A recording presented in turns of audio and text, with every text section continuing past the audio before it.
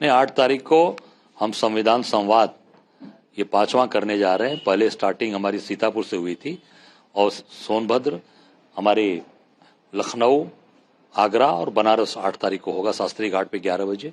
और संविधान की रक्षा करने के लिए, संविधान को ताकत देने के लिए, संविधान को जो सरकार पूरी तरीके से ध्वस्त कर रही है, हमारे नेता आदरणीय राहुल गांधी जी को ये नेता प्रतिपक्ष होने के बाद भी नहीं बोलने दे रहे हैं लोकसभा में, ये सारी बातें मजबूती से 8 तारीख उठेंगी।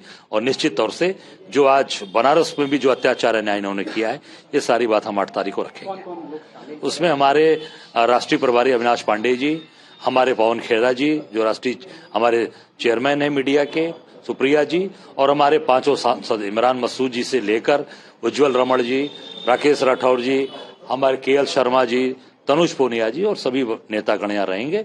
और इस जो संविधान की रक्षा, संविधान को बचाना, ये हमारा कर्तव्य, उस मुहिम को हम आगे बढ़ाएंगे। पब्लिश पर इतना विवाद और 8 सांसदों का सस्पेंशन और राहुल सर को बोलने नहीं दिया जा रहा है, किस तरीके से? नहीं, देखिए, जो जनरल, आर्मी के जनरल जो सेना के अंदर उन्होंने पूरा जीवन लगाया, उन्होंने देश हित के लिए वो किताब लिखी है, राष्ट्र हित के लिए लिखी है।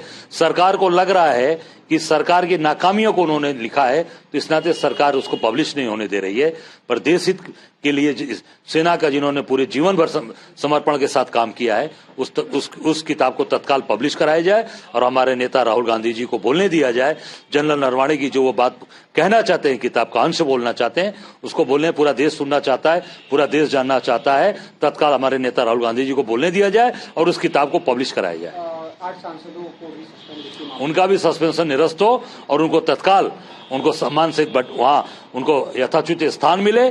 और निश्चित तौर से हमारे नेता आदरणीय राहुल गांधी जी को पूरा देश सुनना चाहता है, निश्चित उनसे बोलने दें। यूएस की डील हो जा रही है, कम टैरिफ हो जा रहा है, वेनेजुला को तेल सप्लाई का भी काम उसका वेनेजुला। अब इससे साबित हो रहा है कि जो नरेंद्र मोदी थे वो सरेंडर मोदी हो गए।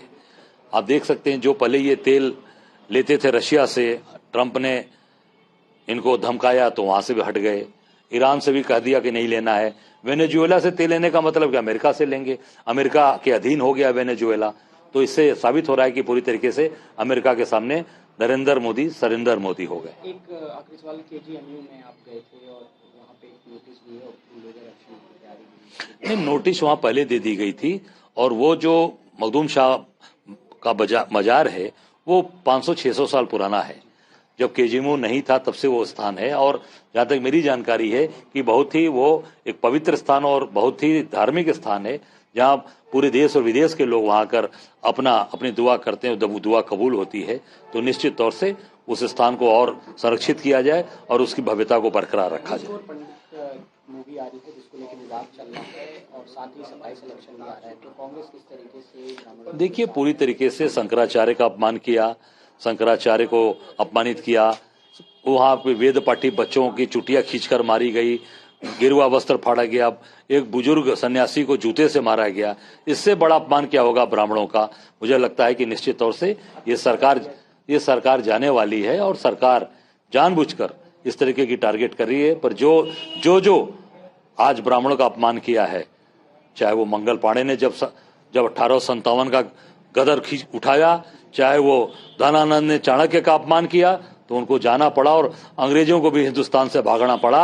अब भारतीय जनता पार्टी का भी समापन है। इनको भी हिंदुस्तान की जनता इनको देश और प्रदेश से भगाएगी। जैसे कि मैं सो रहा हूँ तो पिताजी को जगाना है मुझे, तो वो डायरेक्ट उठाने के बजाय, और हिंसा की परंपरा मेरे यहाँ नहीं थी सौभाग्य से, तो वो क्या करते थे कि उस कमरे में आ जाएंगे या बाहर से गुजरेंगे और चौपाई बोलेंगे, प्रात काल उठ के रघुनाथा